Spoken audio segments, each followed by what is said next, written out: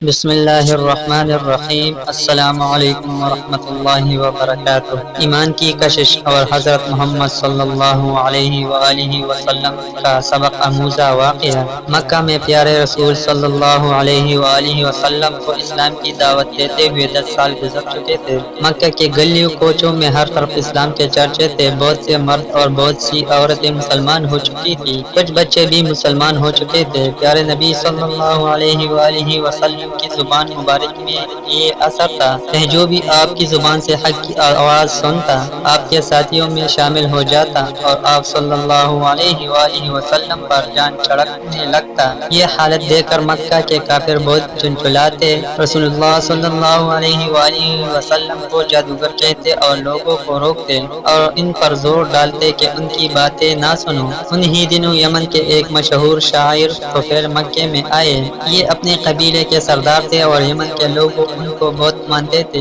جب یہ مکہ پہنچے تو مکہ والوں نے ان کا بڑا شاندار استقبال کیا اور بڑے عزت سے پیش آئے، مگر مکہ والوں کو یہ فکر ہو گئی کہ اگر کہیں طفیل نے محمد صلی اللہ علیہ وآلہ وسلم کا کلام سن لیا تو یہ ضرور مسلمان ہو جائیں گے، اور وہ کلام ہی ہے ایسا کہ سننے والے بغیر اثر لیے رہ ہی نہیں سکتا۔ اور پھر طفیل تو خود ایک شاعر ہے، کلام کی اچائی خوب جانتے ہیں۔ محمد کا اونچا پر اثر کلام اور پھر ان کے سیرت و اخلاق کی کشش طفیل نے اگر ان کو دیکھا تو مسلمان ہو ہی جائیں گے، اور اگر یہ مسلمان ہو گئے تو ان کا پورا قبیلہ مسلمان ہو جائے گا۔ مکہ والوں کے لیے طفیل کا یہاں آنا ایک بڑا حادثہ بن گیا۔ طفیل نے ان کو بڑی فکر میں ڈال دیا۔ سب سمجھدار لوگ مل جل کر بیٹھے، آپس میں مشورہ کیا اور یہ طے ہو گیا کہ جیسے بھی ہو طفیل کو محمد صلی اللہ علیہ وآلہ وسلم سے ملنے نہ دیا جائے۔ کچھ لوگ طفیل کے پاس پہنچے اور بڑے رازداری اور خیرخواہی کے انداز میں طفیل سے کہا،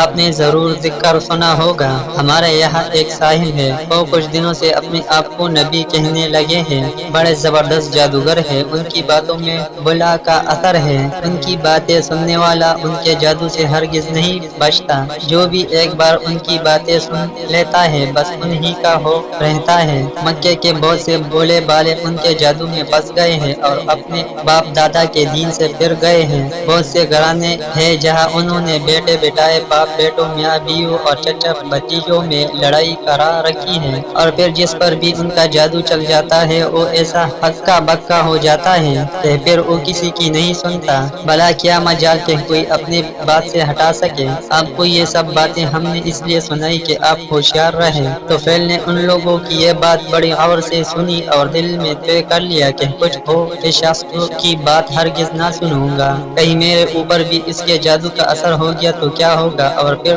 تو پھر کعبہ میں جب بھی جاتے کانوں میں خوب روئی ٹوس لیتے کہ کہیں اس شخص کی آواز کانوں میں نہ پڑ جائے۔ ایک دن کعبہ میں پیارے رسول اللہ صلی اللہ علیہ وآلہ وسلم نماز میں قرآن شریف پڑھ رہے تھے۔ اتفاق کی بات طفیل بھی پہنچ گئے۔ خدا کا کرنا قرآن شریف کی آواز کان میں پڑ گئی۔ انہیں یہ آواز بہت اچھی لگی۔ پہلے تو ٹھٹکے لیکن پھر سوچا کہ خود شاعر ہوں، اچھی بری بات کو سمجھتا ہوں، کلام کی باریکیوں اور خوبیوں سے میں واقف ہوں، کیا میں اتنا بھی نہیں سمجھ سکتا کہ کون سی بات میرے لیے اچھی ہے اور کون سی بری۔ سننا تو چاہیے کہ آخر یہ صاحب کس قسم کی باتیں کرتے ہیں۔ یہ سوچ کر انہوں نے اپنے کان ادھر لگا دیے۔ پیارے رسول اللہ صلی اللہ علیہ وآلہ وسلم قرآن شریف پڑھ رہے تھے اور طفیل کا دل آہستہ آہستہ پگھل رہا تھا۔ ایک ایک آیات ان کے دل پر اثر کر رہی تھی۔ رسول اللہ صلی اللہ علیہ وآلہ وسلم نے نماز ختم کی اور گھر جانے لگے۔ طفیل بھی پیچھے پیچھے ہو لیے۔ رسول اللہ صلی اللہ علیہ وآلہ وسلم جب اپنے دروازے پر پہنچے تو ایک آواز آئی، حضرت مجھے بھی اندر چلنے کی اجازت دیجیے۔ پیارے نبی صلی اللہ علیہ وآلہ وسلم نے مڑ کر دیکھا کہ یمن کے معزز سردار طفیل آپ سے اندر چلنے کی اجازت مانگ رہے ہیں۔ رسول اللہ صلی اللہ علیہ وآلہ وسلم بڑی عزت سے انہیں گھر کے اندر لے گئے، اپنے پاس بٹھایا اور آنے کی وجہ پوچھی۔ تو فیل نے اپنی پوری آپیتی سنائی۔ پیارے نبی صلی اللہ علیہ وآلہ وسلم نے بڑی دلچسپی سے طفیل کی آپیتی سنی۔ پھر طفیل نے کہا حضور مجھے اپنی کچھ باتیں سنائیے۔ رسول اللہ صلی اللہ علیہ وآلہ وسلم نے قرآن کی چند اثر بری آیتیں پڑھ کر سنائی۔ طفیل بڑے غور سے قرآن کی آیتیں سن رہے تھے اور انہیں ایسا معلوم ہو رہا تھا کہ دل کی سیاہی دھل رہی ہے، غفلت کے پردے اٹھ رہے ہیں اور حقیقت کا جمال ان کی آنکھوں کو روشن کر رہا ہے۔ جب پیارے رسول اللہ صلی اللہ علیہ وآلہ وسلم تلاوت فرما چکے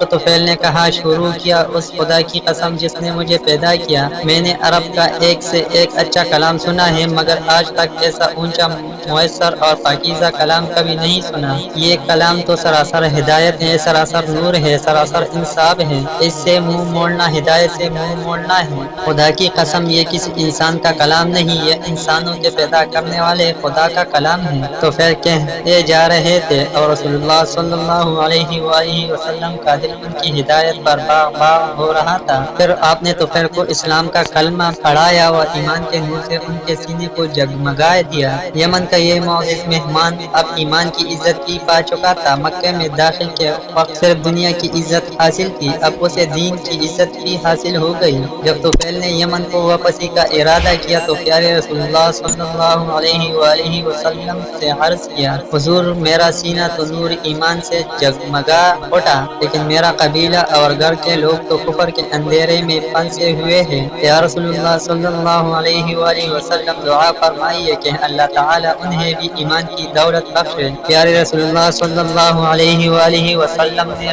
دونوں ہاتھ دعا کے لیے اٹھائے، اے اللہ تو طفیل کو سلام کا نشانہ بنا دے، اس سے لوگ اسلام کی راہ پائے۔ طفیل ایمان کی تڑپ لیے گھر پہنچے، بوڑھے والد سے ملاقات ہوئی۔ طفیل بولے ابا میں کفر کے اندھیروں سے ایمان کی روشنی میں آ گیا ہوں، ابا اب میرا آپ کا کوئی رشتہ نہیں، میں مکے کے سچے رسول پر ایمان لے آیا ہوں، اب میرا رشتہ صرف اسی شخص سے ہے جو اس رسول کا کلمہ پڑھے اور اسلام کو اپنا دین مانے۔ طفیل کی یہ دل سے نکلی ہوئی باتیں سن کر والد سوچ میں پڑ گئے، اچھا ایمان میں یہ قوت ہے کہ اس سے باپ بیٹے کا رشتہ بھی ختم ہو سکتا ہے، کیا ایمان کا رشتہ باپ بیٹے کے رشتے سے بھی زیادہ ہے؟ طفیل کے باپ نے سوچا اور اپنے بیٹے سے کہا طفیل لاؤ ہمیں بھی سناؤ اس رسول کی باتیں۔ طفیل نے سمجھا کر باپ کو اسلام کا پیغام سنایا۔ حق کی کشش نے کام کیا اور بوڑھے باپ نے بیٹے سے کہا طفیل بیٹے تم میرے بیٹے ہو اور میں تمہارا باپ ہوں، میں بھی اس نبی پر ایمان لاتا ہوں جس پر تم ایمان لائے ہو۔ طفیل کی آنکھیں خوشی سے بہہ پڑی اور بولے ابا جان چلے غسل فرما لیجیے اور اسلام کا کلمہ پڑھ کر اللہ کے پیارے بن جائیے۔ بوڑھے باپ نے غسل کیا، کلمہ شہادت پڑھا اور اسلام کی دولت سے مالا مال ہو گئے۔ باپ کے بعد محبت کرنے والی بیوی سے ملاقات ہوئی، بیوی کو دیکھ کر طفیل کی آنکھوں میں محبت کے آنسو آ گئے اور بیوی سے کہا پیارے بیوی اب ہمارا تمہارا کیا رشتہ، میں تو مکے والے نبی پر ایمان لا چکا ہوں اور تم ایمان کی روشنی سے محروم ہو، میں اسلام کی روشنی میں چل رہا ہوں اور تم کفر کے اندھیروں میں بھٹک رہی ہو۔ ایمان اور کفر کا کیا ساتھ، میرا رشتہ تو صرف ان لوگوں سے ہے جو اس خدا کی بندگی کرے جس کا کوئی شریک نہیں اور اس رسول پر ایمان لائے جسے خدا نے ہمارے ہدایت کے لیے بھیجا ہے۔ طفیل کی اثر بھری تقریر سن کر بیوی کے دل کے دروازے بھی کھل گئے، حق کی کشش نے اسے بھی کھینچ لیا اور وہ کہنے لگی پیارے شوہر آپ میرے شوہر ہی ہے اور میں رہتی زندگی تک آپ کی رفاقت ہی میں رہوں گی۔ میں بھی اس خدا پر ایمان لاتی ہوں جو سارے کائنات کا خالق ہے اور ایمان لاتی ہوں اس رسول پر جس پر آپ ایمان لائے ہیں۔ طفیل کا دل خوشی سے اچھل رہا تھا، ان کا چہرہ حق کی فتح پر چمک رہا تھا اور وہ یہ سوچ رہے تھے کہ کتنی کشش ہے ایمان میں۔ اللہ تعالی ہمیں بھی اس واقعے پر عمل کرنے کی توفیق عطا فرمائے۔ ملتے ہیں اگلے ویڈیو میں، تب تک کے لیے خدا حافظ۔